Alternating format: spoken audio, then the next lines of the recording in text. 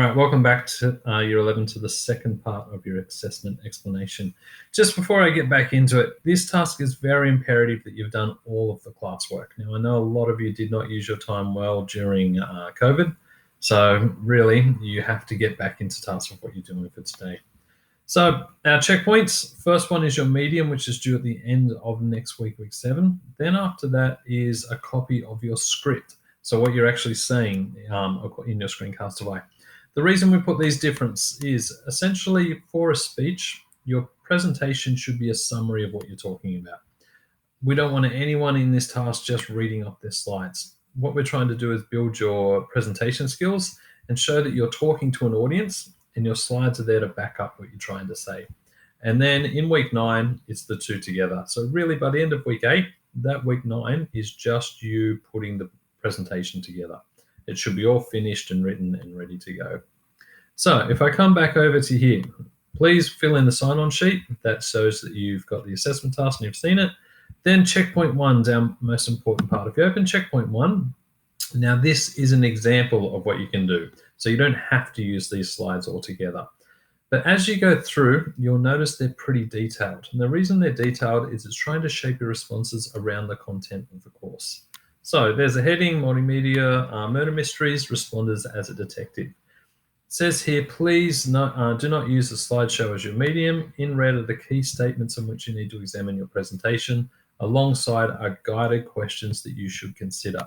So 1, don't just copy this presentation over. You have to make your own. And the questions there, the red questions are the key questions for you to answer. The other questions are guided questions. So do not follow the structure and you may see more information overlaps. Feel free to develop your presentation. So make sure you go through and read each of those. So part 1 is that idea for the presentation. Consider how old texts are made from new through multimedia. Here's your section. It says the way old texts are made into new through multimedia. Around here, now there's lots of information here. It's up to you how you use it, but it's guiding questions that go through what we've been doing. Now you also notice here, it starts to look at the crime conventions, so the past technology, etc. You have to make sure you've gone back and watched the videos in the lessons corresponding. Then part 2 is the adaptation of crime conventions. Notice here for slide 4, I would imagine you'll be adding your own more slides in there for that. So this section is the use of adaptation of genre and crime conventions and murder mysteries. This talks you through the use of crime genre in the Industrial Revolution, then post-World War II, and then modern-day crime text. So this is where you talk about studying Scarlet, studying Pink, and then the use of technology. Probably the best way to think about it is studying Scarlet is probably set for your grandparents' generation or older. Studying Pink is probably for my generation, and then the game is probably set for your generations. So think about the changes in the audience in that time. And then the engagement of the audience with written versus multimedia text. So here you're going to be talking about the idea of your reading paths, how the reading path has changed, what power that gives maybe new audiences, but also the confusion it creates as well. If you think back to the website that we watched right at the beginning about the crime conventions in Sydney, you got to choose wherever you wanted to go. That's very liberating and powerful, but also allows you the opportunity to miss out on lots of information. If it was just a book and you're reading from A to B, you don't get any choice in where you go, but at least you get to cover all that information. So there's pros and cons for both sides.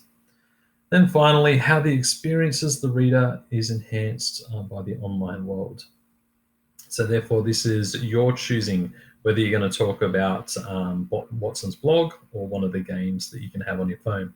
If you go down the idea of choosing the game on your phone, the fact that you're using a phone as that medium is important as well. So you can discuss that.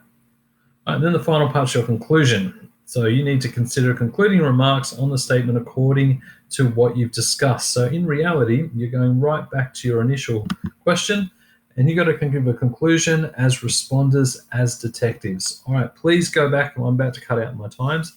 Go and have a look on the time limit for your presentation, because remember, you have to keep this succinct and close to that time period. So you have a lot to do. It's a difficult task. All right, good luck, guys. See you soon.